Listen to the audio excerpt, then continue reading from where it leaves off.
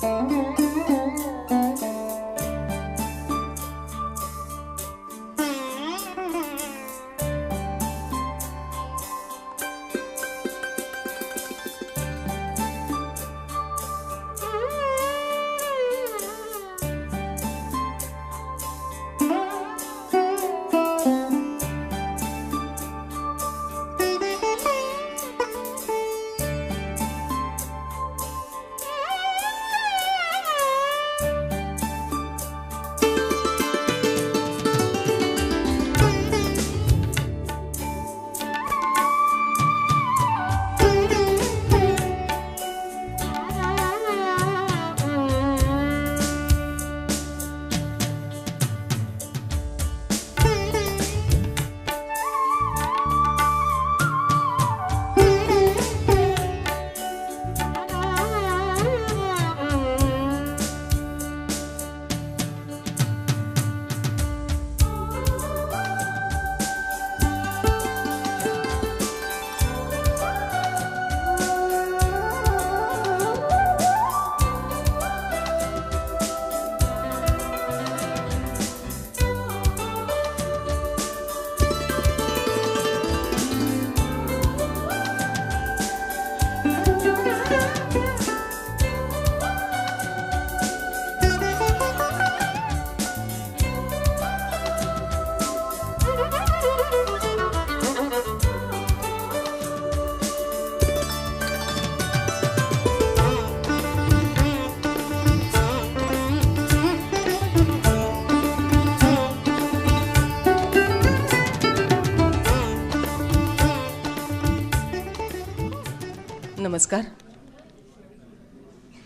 कैलासवासी कृब उर्फ अण्णा तळवळकर मेमोरियल ट्रस्टतर्फे आयोजित केलेल्या पारितोषिक वितरण समारंभाची आपण सुरुवात करूया. अगदी आकाशवाणी स्टाईल जर निवेदन करायचं असेल तर 6:01 झालेले आहे आणि आपण आपल्या कार्यक्रमाला सुरुवात करूया. आजच्या पाहुण्यांना मी विनंती करणार आहे, श्रीकांत कुलकर्णी यांना विनंती करते आपल्या ट्रस्टच्या की आजच्या पाहुण्यांना त्यांनी आदरपूर्वक घेऊन व्यासपीठावरती यावं. समाज शिक्षक गतवर्षीचे जे होते यावर्षीचे जे आहेत ते श्री अच्युत गोडबोले सर, ज्यांना आपण अनुकरणीय उद्योजक पुरस्कार देणार आहोत ते करकरे दाम्पत्य. अवनी मित्र पुरस्काराचे मानकरी विनोद बोधनकर सर.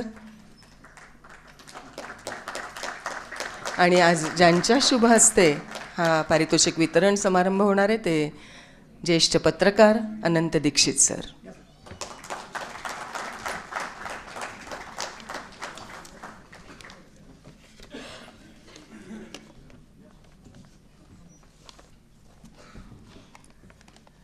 आपल्या संस्कृतीमध्ये मातृदेवो भव, पितृदेवो भव आणि आचार्य देवो भव असा एक संस्कार लिहून ठेवलेला आहे.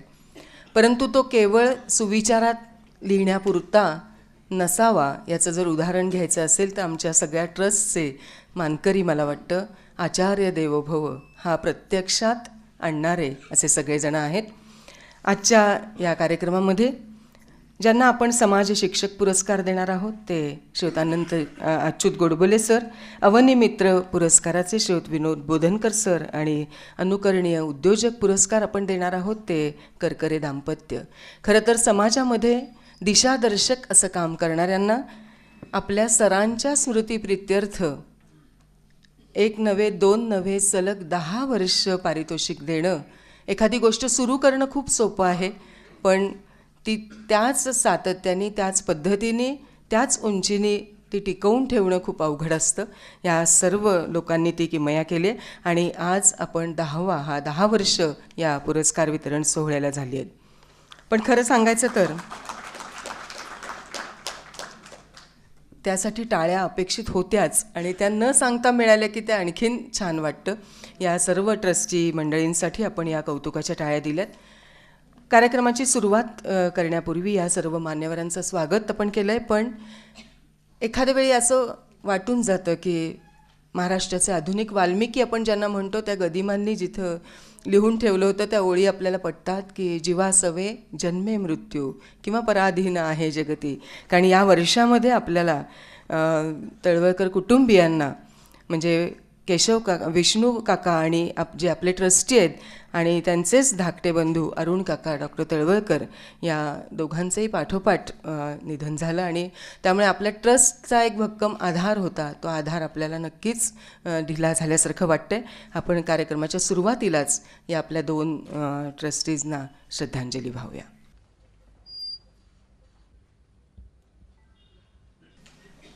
आजच्या कार्यक्रमाची सुरुवात आपण करणार आहोत अर्थातच ईशस्तवनाने. मी श्रिया खोडके जी प्रख्यात गायिका डॉक्टर मंजिरी कर्वे अलेगावकर यांची शिष्य आहे, तिला मी विनंती करते की तिने ईशस्तवनाने आजच्या कार्यक्रमाची सुरुवात करावी.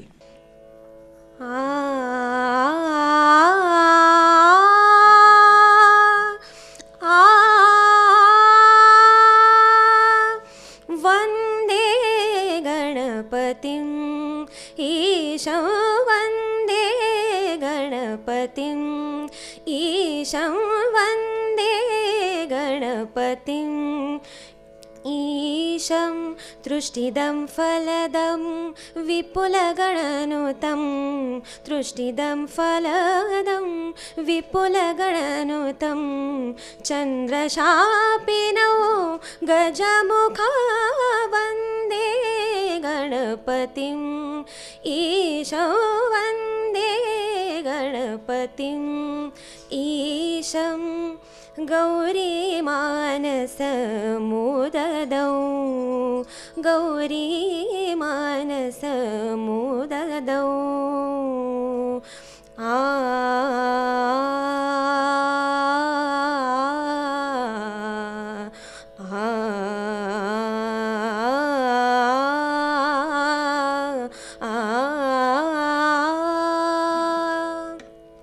गौरीमानसमुददौ गौरीमानसमुददौ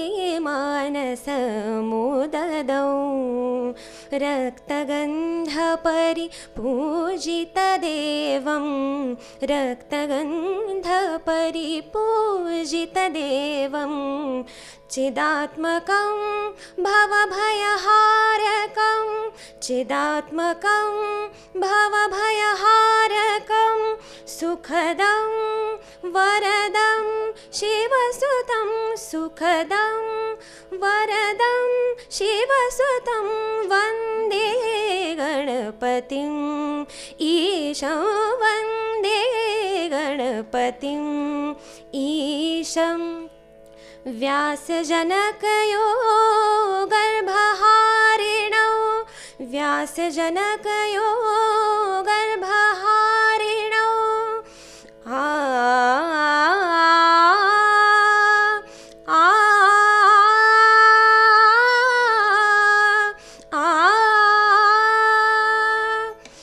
व्यासजनकयो गर्भहारिणौ सिन्दूरदानव वदकरतारौ सिन्दूरदानव वदकरतारौ तदात्मकं सुखकरदर्शनं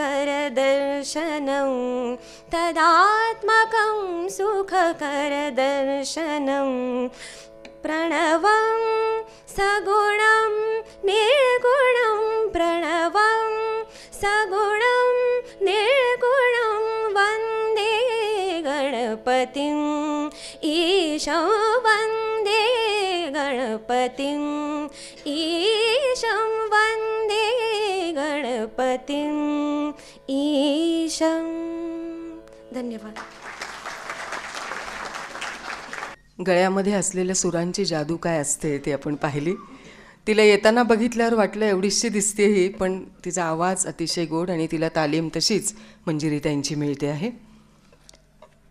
ज्या सरांचं ध्येय फक्त पोटार्थी विद्यार्थी न घडवता विद्यार्थ्यांचा सर्वांगीण विकास करणं हेच होतं, ते तळवळकर सर.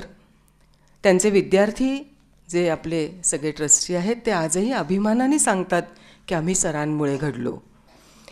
सरांच्या जीवनातले अनेक पैलू हे अनुकरणीय आहेतच, मार्गदर्शक आहेतच. स्वच्छता, नीटनेटकेपणा असेल, वक्तशीरपणा असेल, ह्या सगळ्या पैलूंचा अभ्यास केल्यानंतर बाबा बोरकरांच्या ओळी पटतात. देखणी ती जीवने एखाद्याच्या जीवनाला देखणं म्हणावं तसं सरांच्या जीवनाला देखणं म्हणावं असं वाटतं. देखणे ती जीवने जी तृप्तीची तीर्थोदके, चांदणे ज्यातून वाहे शुभ्र पाऱ्यासारखे. जे वाहताना दिसतंय त्यांच्या विद्यार्थ्यांमधून सरांविषयी थोडंसं अधिक जाणून घेण्याआधी मी प्रास्ताविक करण्याची विनंती करते सरांचा विद्यार्थी म्हणून आणि या ट्रस्टची सगळी धुरा सांभाळणारे श्रीकांत कुलकर्णी यांना. नमस्कार. ट्रस्टच्या या कार्यक्रमाचं हे 10वं वर्ष.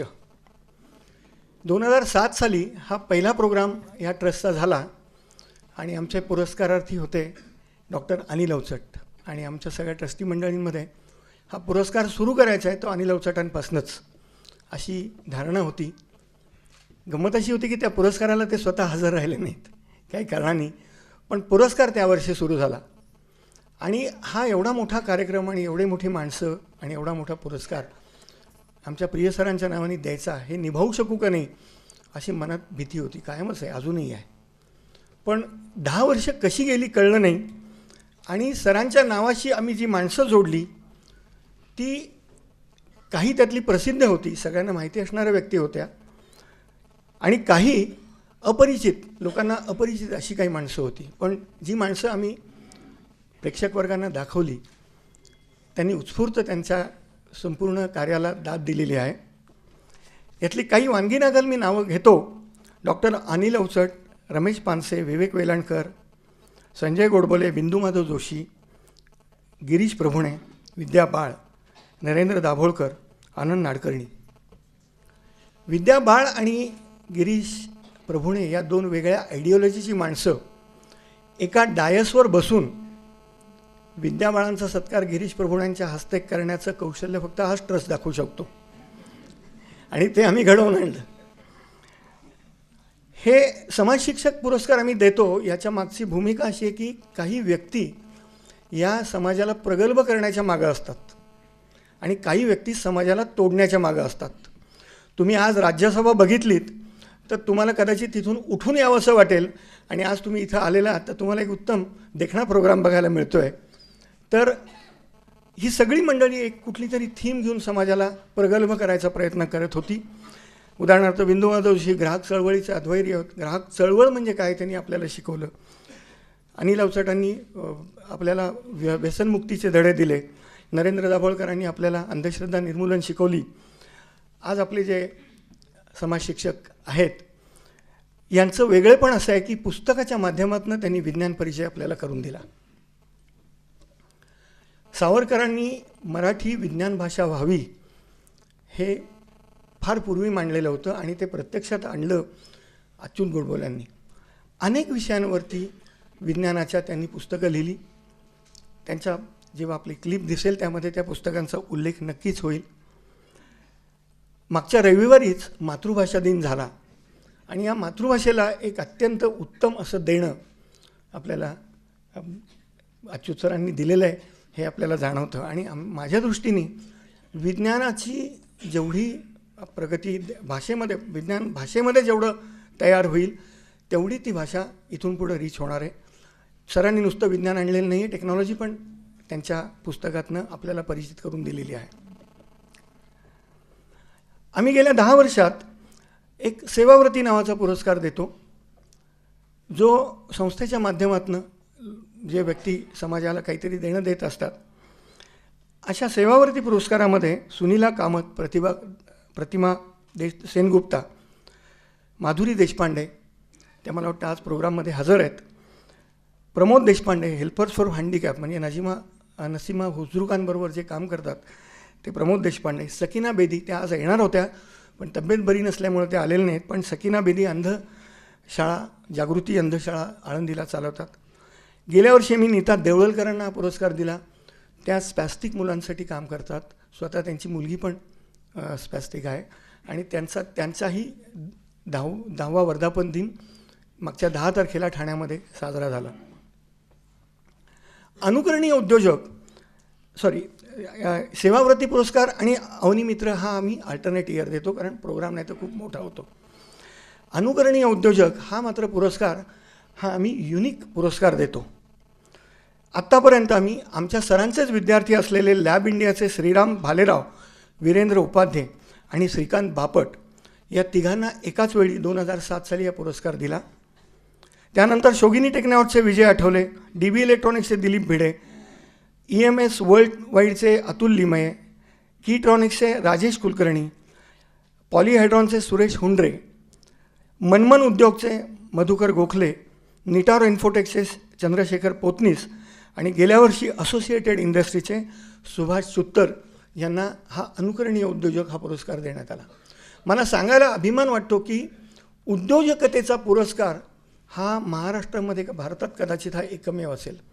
मराठा चेंबरतर्फे हरिमालिनी जोशी आणि पारखे पारितोषिक दिलं जातं, पण ते प्रॉडक्टला दिलं जातं आणि उद्योजकाची सर्वांगीण बाजू बघून जो पुरस्कार दिला जातो हा आमच्या सरांच्या नावाने हा एकमेव पुरस्कार आम्ही देतो.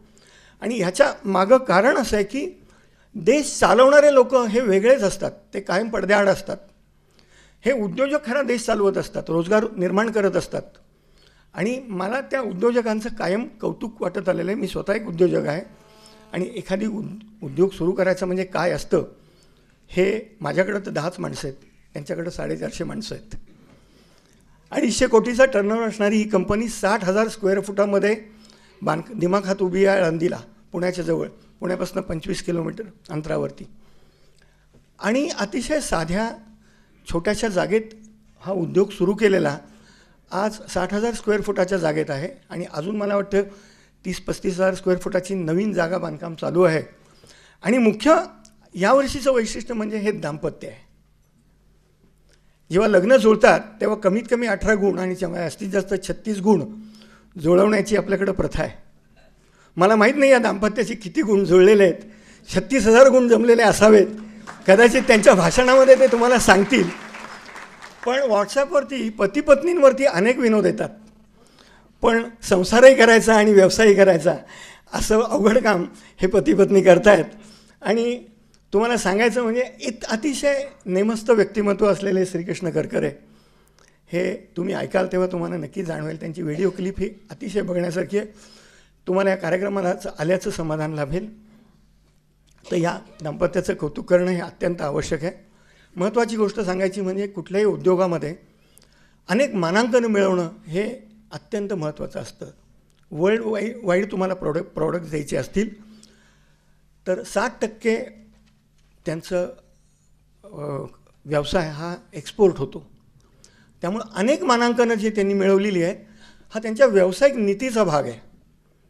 आणि त्यांची सुरुवात जी झाली एक्सपोर्टची ती हिताची कंपनी त्यांना शोधत जपानमधनं पुण्याला आली आणि तिथून त्यांचा एक्सपोर्ट सुरू झालेला आहे.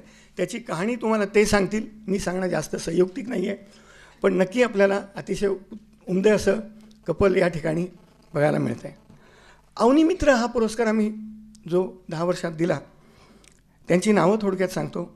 पांडुरंग उर्फ काका शितोळे, चंद्रकांत पाठक, निर्मला आणि गिरीश कांदळगावकर, प्रियदर्शिनी कर्वे, मालती गाडगीळ, अभिजित घोडपडे जे पत्रकार आहेत लोकसत्तामध्ये, केतकी घाटे आणि मानसी करंदीकर या दोघी यांनी हे सर्व लोक एन्व्हायरमेंटच्या क्षेत्रात काम करतात वेगवेगळ्या प्रकारे. आणि यंदा आपल्याला असं काम करणारे विनोद बोधनकर मिळालेले आहेत. मला कधीही ही लोकं मिळवायला कधीही त्रास झाला. मला कितीतरी लोकं मिळतात, ही माणसं तुम्ही शोधून कशी आणता. मला वाटतं तळवलकर सरांची कृपा असावी आणि मला ही माणसं अशी माझ्याकडे येतात. माझी पत्नी एक दिवस त्यांच्या कॉलेजच्या कामाच्या निमित्ताने बालशिक्षण संस्थेमध्ये गेली होती आणि तिथं सरांची पत्नी त्यांना भेटली आणि तिने सर काय करतात हे थोडक्यात सांगितलं. मला घरी आल्यावर पत्नी म्हणाली श्रीकांत काहीतरी वेगळं करतात बरं का, तू जाऊन त्यांना भेट. आणि मी बोधनकरांना भेटलो, त्यांचं कार्य समजावून घेतलं आणि प्लास्टिक कचरा रिसायकलिंगचं अतिशय साधं सोपं मॉडेल त्यांनी जे बनवलेलं आहे त्यामध्ये कचरा वेचणं हा एक भाग आहे. पण मला जे आठवतं आहे की माझ्या लहानपणी शाळेमध्ये सहजीवन नावाचा एक तास असायचा ज्यामध्ये मुलांनी शाळा साफ करायची, आपला परिसर साफ करायचा, असं एक घडायचं. आणि हे गायब झालं आहे. म्हणजे मी मध्ये बातमी वाचली की शिक्षकांनी मुलांना कचरा काढायला सांगितला, वर्ग साफ करायला सांगितला तर त्या शिक्षकांवरती पोलीस केस झाली. असं आपल्या काळी कधी होत नव्हतं.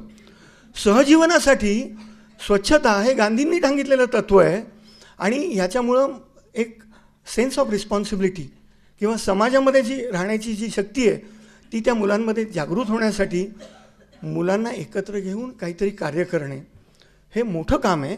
नुसता कचरा उचलणे हे तर कोणी करतं. तर बोधनकर सरांनी त्याचं जे विणकाम केलेलं आहे, सर्व शाळेतली मुलं एकत्र घेऊन, सर्व शाळा एकत्र घेऊन, हे फार ग्रेट आहे. आणि म्हणून त्यांना मला हे या पारितोषिकासाठी स्वीकारणं हे अत्यंत आवश्यक वाटलं. तर अशी ही व्यक्तिमत्व आपल्यासमोर आहेत. मी या संपूर्ण आत्ताच्या प्रास्ताविकाचा चार्ज परत विनयला देतो. थँक्यू.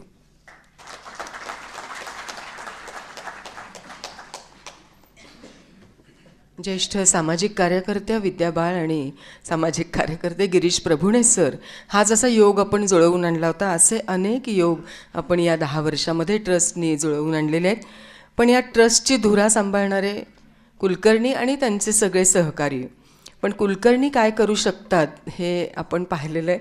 आणि त्यामुळे हे असे चांगले लोक, चांगल्या व्यक्ती या नेहमीच त्यांच्यापर्यंत येऊन पोहोचल्या आणि त्याची दखल घेऊन आपण त्यांना पुरस्कृत केलेलं आहे. मितभाषी असलेल्या सरांना समोरच्या व्यक्तीचं बोलणंही अगदी तसंच असायला हवं असायचं, योग्य, नेमकं, नेटकं. सरांना जाऊन 20-25 वर्ष होऊन गेली तरीसुद्धा आजही वाडिया कॉलेजमध्ये सरांची शिस्त दिसून येते. अण्णांच्या व्यक्तित्वाचे अनेक प्रेरणादायी असे पैलू आपल्याला दरवर्षी पुन्हा पुन्हा ते पाहावेसे वाटतात, कारण त्या पैलूंपैकी आपल्यापर्यंत काय येईल का याचा विचार दरवर्षी मनात येतो. त्यामुळे अण्णांविषयीची एक छोटीशी CD आपण पाहूया, माहितीपट.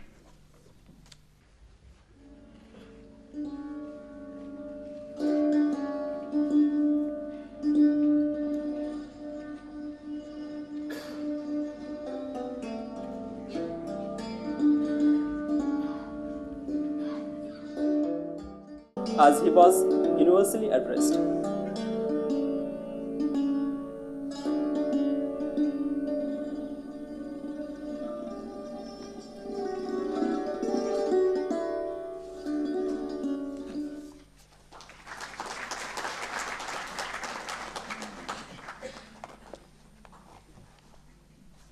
सरांच्या जीवनकार्याची माहिती आपण पुन्हा पुन्हा ऐकली की एक शिक्षक किती चांगल्या पद्धतीने समाजा मनामध्ये रुजू शकतो याचं उत्तम उदाहरण आहे.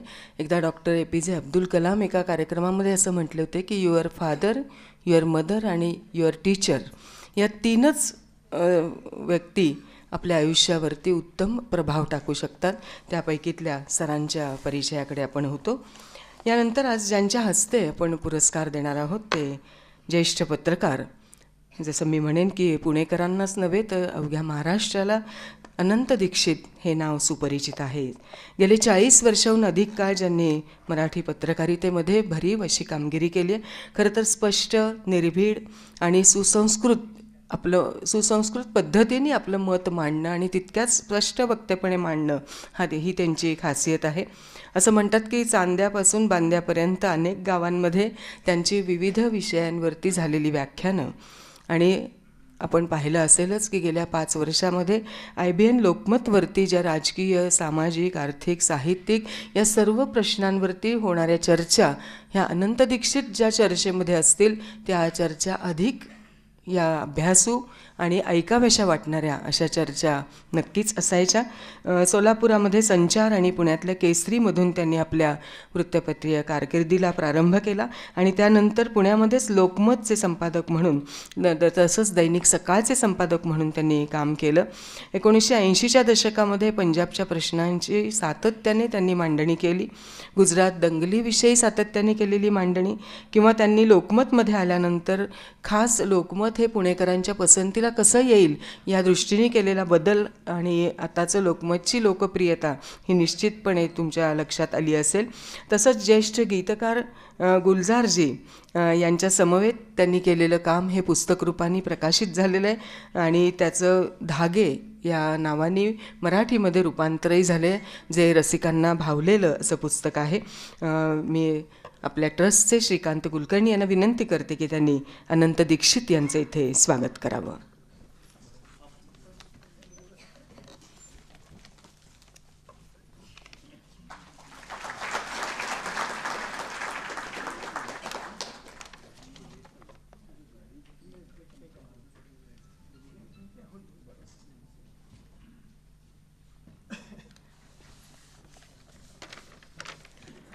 आपण पुरस्कार वितरणाकडे वळणार आहोत. यावर्षीचा समाज शिक्षक पुरस्कार माननीय श्रीयुत अच्युत गोडबोले सरांना आपण प्रदान करणार आहोत. IIT सारख्या मान्यवर संस्थेमधून ज्यांनी उच्च शिक्षण घेतलं, शिक्षणानंतरची काही वर्ष जीवनाची अनुभूती घेण्यासाठी आदिवासी किंवा शोषित वर्गांचा अभ्यास करण्यासाठी त्यांनी आवर्जून दिली. पुढे इंजिनिअरिंग आणि माहिती तंत्रज्ञान क्षेत्रामध्ये यशस्वी अशी मुसाफिरी करून संगणक, विज्ञान, मानसशास्त्र, संगीत, कला, अर्थशास्त्र, व्यवस्थापन अशा क्षेत्रांमध्ये उत्तमोत्तम पुस्तकं लिहून तरुण पिढीला वाचनाकडे त्यांनी खरोखरी अक्षरशः त्यांनी वाचनाकडे वळवलं. तरुण पिढीचे आयडॉल असं म्हटलं तरी हरकत नाही. साधी, सोपी पण तितकीच आशयघन असलेली त्यांची लेखनशैली ही तरुणांना अधिक भावली आणि ते सगळे विषय हे परिपूर्ण असं ज्ञान तर देतातच, परंतु अवघड वाटणारंच एक दडपण असतं त्या विषयाचं, तेही त्यांच्या लेखनामधून निघून जातं. आवड आणि उत्सुकता निर्माण करणारं असं सरांचं लेखन, अनेक विषयांच्या अभ्यासामधून मिळवलेल्या ज्ञानाचा, व्यावसायिक अनुभवांचा फायदा तरुण वर्गाला अधिकाधिक व्हावा म्हणून गावोगावी वेगवेगळ्या विषयांवरती सरांची व्याख्यानं ही आवर्जून ऐकली जातात. त्यांच्यामधला एक शिक्षक हा नेहमी समाज जागृती करण्याकडे दक्ष असतो आणि म्हणूनच एका शिक्षकाच्या नावे दिला जाणारा हा पुरस्कार, समाज शिक्षक हा पुरस्कार माननीय श्रीयुत अच्युत गोडबोले सरांना प्रदान करताना आम्हाला अतिशय आनंद होतो आहे. मी अनंत दीक्षित यांना विनंती करते की त्यांनी यावर्षीचा समाज शिक्षक पुरस्कार अच्युत गोडबोले सरांना प्रदान करावा.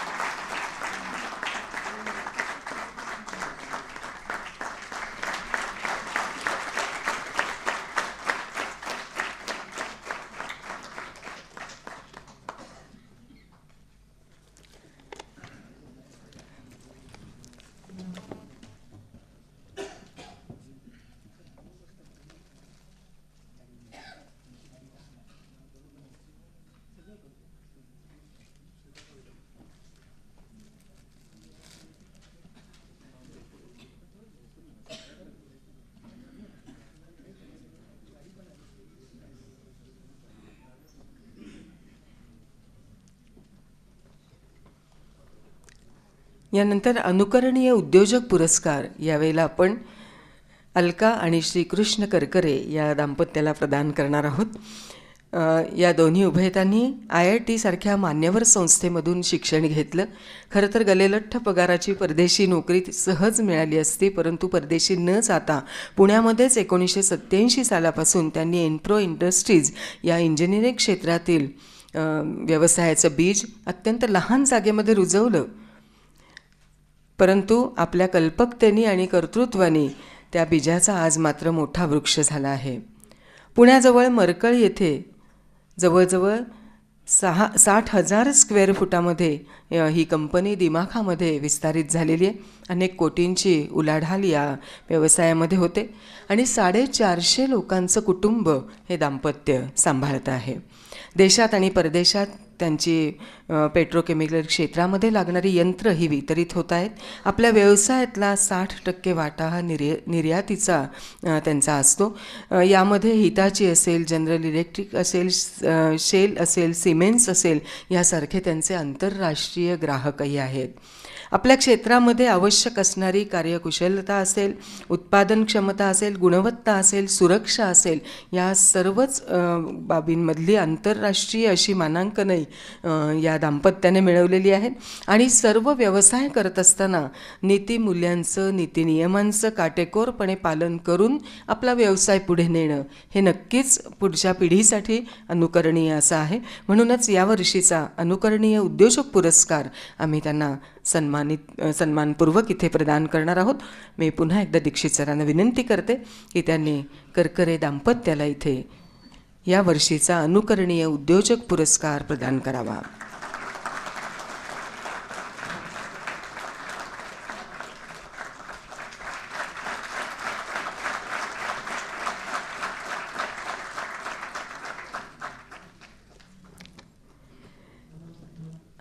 यानंतर अवनी मित्र पुरस्कार आपण माननीय विनोद बोधनकर सरांना प्रदान करणार आहोत.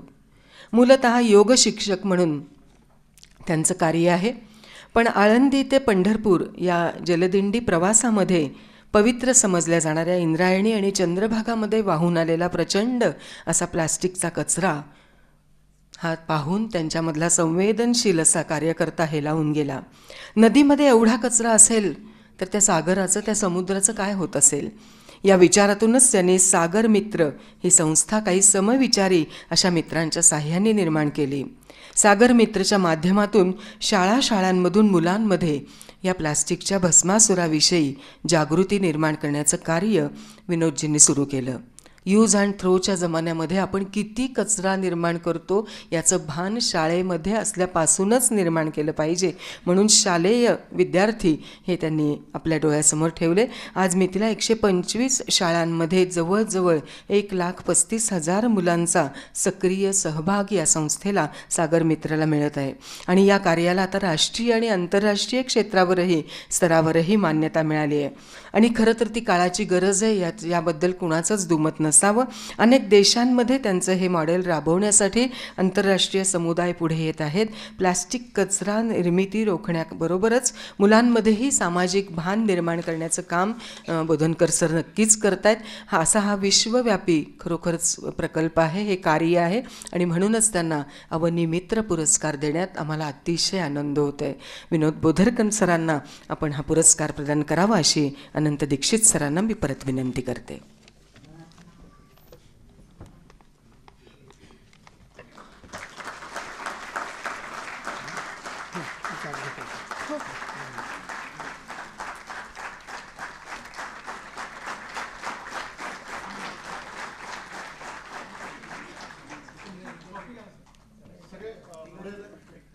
एक 5 मिनिटं थांबा, अजून एक त्यात गोष्ट आहे, मग तुम्ही फोटो काढा. मी घेतो. ओके.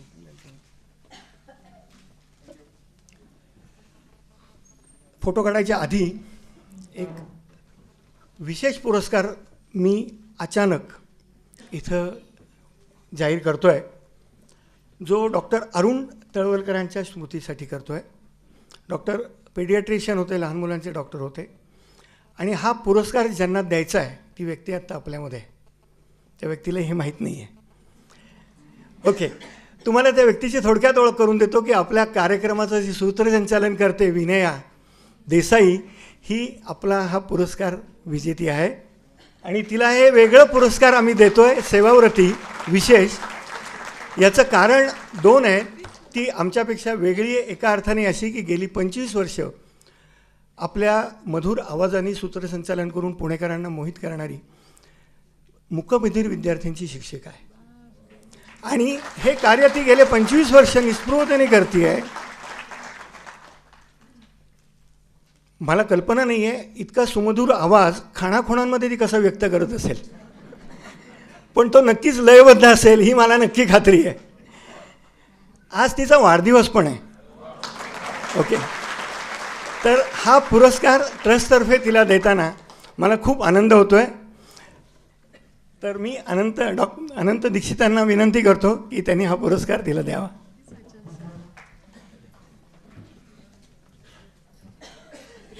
हे पण मीच घडवू शकतो, सूत्रसंचालन करणारी व्यक्ती, पुरस्कार विजेती.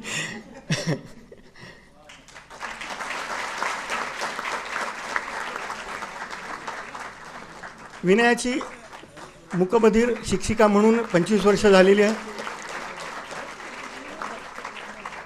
तशीच ती एक अग्रणी सूत्रसंचालक गेले 25 वर्ष पुण्याच्या सामाजिक क्षेत्रात वावरती आहे. मला खूप आनंद होतो हा पुरस्कार तिला देताना. धन्यवाद. आता आपण सर्वांचा एकत्र फोटो काढूयात. विनयाला पण मी रिक्वेस्ट करतो की तिने पुरस्कार घेऊन तिथे उभे राहावं.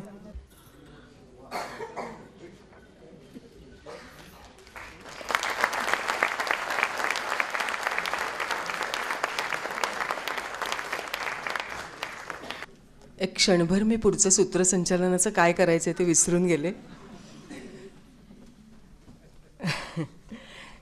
एकतर शब्दांची दुनिया ही म्हणजे निवेदनाची माझी दुनिया होती आणि दुसरी कर्णबधिरांची शिक्षिका ही निःशब्दांची दुनिया होती. त्यामुळे शब्द आणि निःशब्दांच्या दुनियेची दखल या ट्रस्टनी घेतली. मला फार नाही काही आत्ता बोलता येणार. धन्यवाद.